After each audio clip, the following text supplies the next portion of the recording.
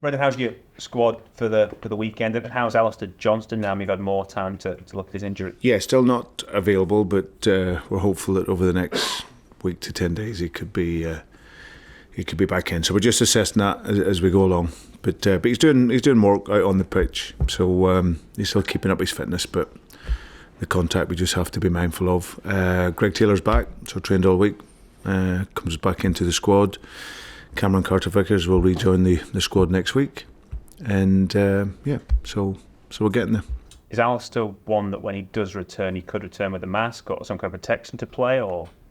Don't know, doesn't need it, but again we'll assess that, his level of confidence out on the field, and so no, but we and he, more importantly, hasn't decided that yet. It's just about really seeing how it goes over the course of the next week. It is tight at the top of the table.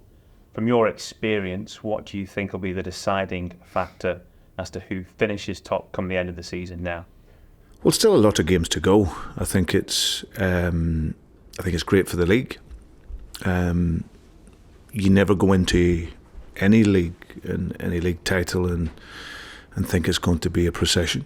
You know, it's hard work, it's hard graft, and over 38 games, the best team will always win the league. So for us, really, it's just about ourselves and our own attitude and mindset, and in that aspect, it's very, very good. So we just have to focus on each of our games and only worry about ourselves, and let's see where that takes us. When there was the management change across the city, I think the lead for you guys was about 7 points. Is there any part of you that's looking at the table and kicking yourselves a little bit, saying, "Well, we had it in our control, we let it slip a little"? No, not really, because I think I've seen that lots of times. But the actual reality is, if the most we ever would have been in front would have been 5 points if you take away the 2 games, you know. So, but we were never 7 points, you know. There's still 2 games they had to play, and obviously they've now played them. So we've dropped 5 points, but no, I'm not kicking myself. It's what happens throughout the season, and I think our response from the 2 games that we conceded early in December has been absolutely brilliant. Probably in any other country, 8 wins out of 9 is actually a very, very good return. But I've been here in Scotland. I know that 8 wins out of 9 is a disaster when you're top of the league. So I just focus on what we need to do. Well, that leads me nicely into my final question. You spoke last weekend and talked about a narrative being built up about the club, out with the club. Mm-hmm. What narrative do you think has been built up? What do you think is the perception of Celtic this season? To be fair, I don't care. I don't care, to be honest. My focus is with the team. I understand, and I get the feeling, and I understand that you have to create that, and I understand this city that the 2 teams can't be doing well. You know, I know you can be. When I was at Liverpool and Everton can be doing well at the same time, but that can't happen here. So one has to be pushed down, and for us, it's us, because we're at the top, and we slipped up in early December. But that narrative has continued right the way through, even though the players have won 8 games, some tough games, and drawn 1 game. So I can't control that. What I can control is the mindset of the team, the attitude of the team, and knowing that over this next period of games we'll be really focused and be really aggressive and attack the game. What everyone else says, writes, I couldn't care less. Light a fire in you a little bit?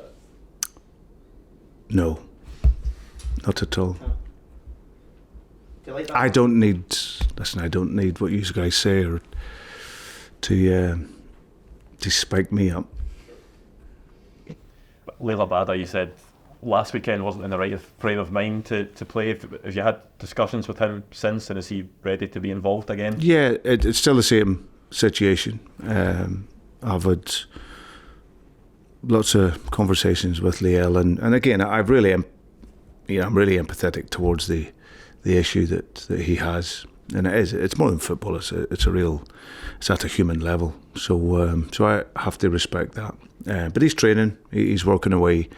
But as I said to you, this period is all about the mind. And if you're not quite right or ready, then firstly, I can't take any risk with him, the player, because that will always support.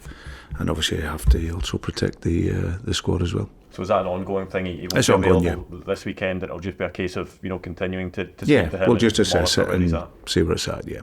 How tough is that a situation to deal with? You say it is a lot more than football. He's obviously a young man as well. How much responsibility do you take in sort of his care? I take a great responsibility. That's why we're here. It's my job isn't just a football manager. It's to look after this as a young guy at 22 years of age, far away from home. People can talk about what's going on there and then they can forget about it. This is the reality for him. It's his life. Every single day, every night, families in a war. So it's a really, really tough situation for him.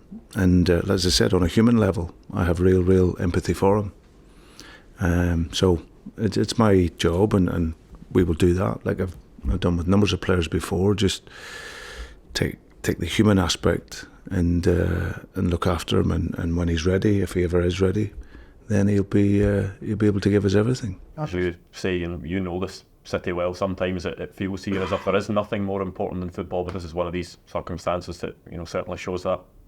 Yeah, well, family's more than football. That's ultimately where it's at. This is family, this is life, and listen, this is an incredible profession and it's a great job, but it's not more important than life.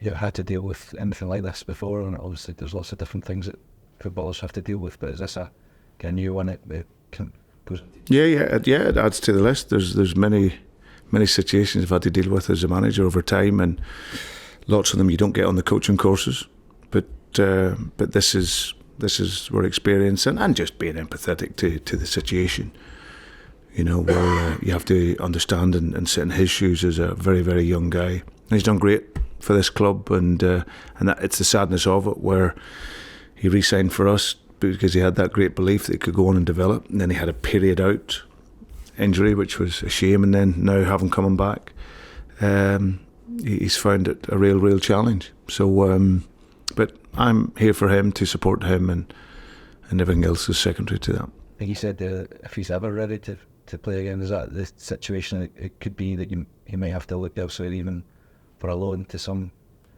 Yeah, it's possibility, but we'll see. But we'll work together on it.